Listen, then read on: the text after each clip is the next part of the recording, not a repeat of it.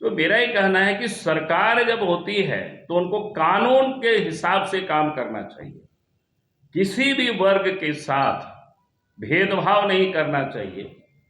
और न्याय जो मैं बार बार कहता हूं कि भाई मानवीय दृष्टिकोण और नैसर्गिक न्याय के हिसाब से लोगों को न्याय मिलना चाहिए। कोई किसी को परेशान करे, तंग करे, चाहे वो जाति आधार पर, चाहे वो मजहबी आधार पर,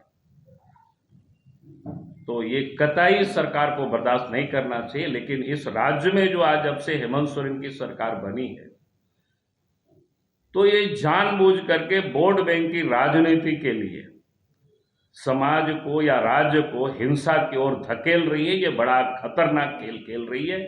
हम उसका निंदा करते हैं और सरकार से हम आग्रह करते हैं उन चीज़ों पर गंभीरता से सरकार विचार करे और कठोरता से पेश आवे इन सारी चीज़ों पर। तो मैं ये कह रहा हूँ कि अचानक ये घटनाएं है, ऐसा नहीं है। अगर सिलसिलेवार क्रमवार अगर देखें कि सांप्रदायिक ये जो हिंसा या उन्माद जो बढ़ रहा है वो अचानक नहीं है।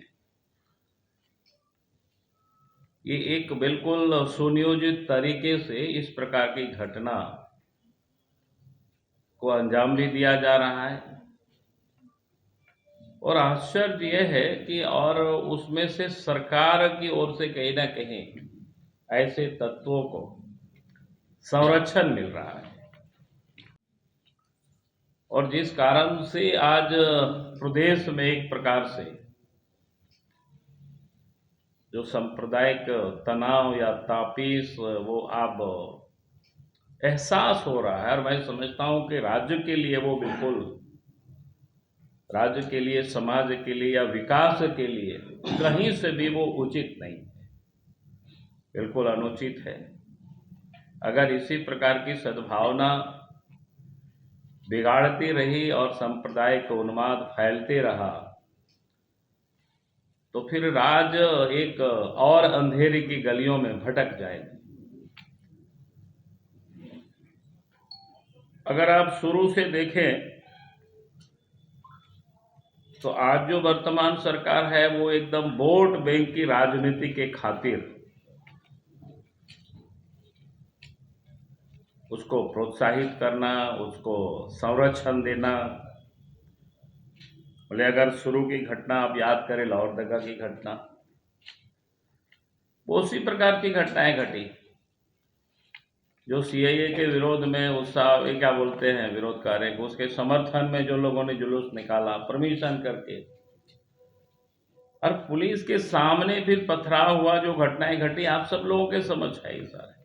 उसके बाद भी जो रिपोर्ट आया, जो स्लीपर सेल बाकी वगैरह झारखंड में सक्रिय है, और फिर लेकिन सरकार की कोई कार्रवाई कहीं कोई दिखा नहीं उसका कि सरकार ने उस पर कोई कार्रवाई किया हो। तो ये बिल्कुल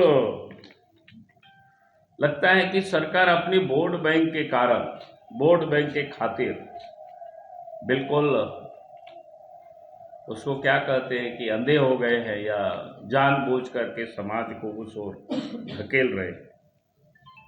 कोरोना काल में भी जो घटनाएं घटी वो भी किसी से छुपा हुआ नहीं है। वो रांची में भी कई घटनाएं घटी और किस प्रकार से जो बाहर से लोग थे, खास करके उसमें बांग्लादेशी भी शामिल थे, हम लोगों ने उस पर एक आवाज़ भी उठाई थी। और कि रातों रात लोगों को, चाहे वो रांची क्षेत्र से हो, कोडरमा क्षेत्र से हो, लोगों को फिर बांग्लादेश की सीमा यानी उसको पार कराया गया। उसमें सरकार के मंत्री इन्वॉल्व रहे।